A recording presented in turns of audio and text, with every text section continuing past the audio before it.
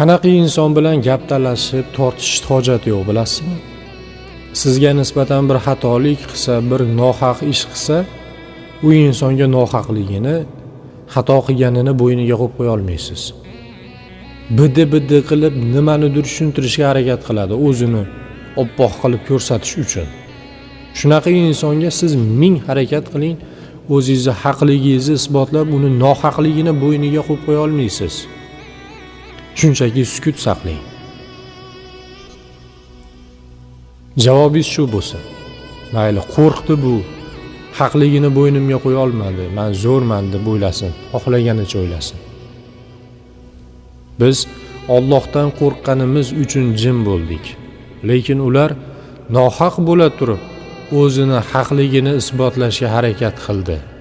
Javobingiz shu bo'lsin. Sizdan chiqarmang, unaqa insonga vaqtingizni ketkazing.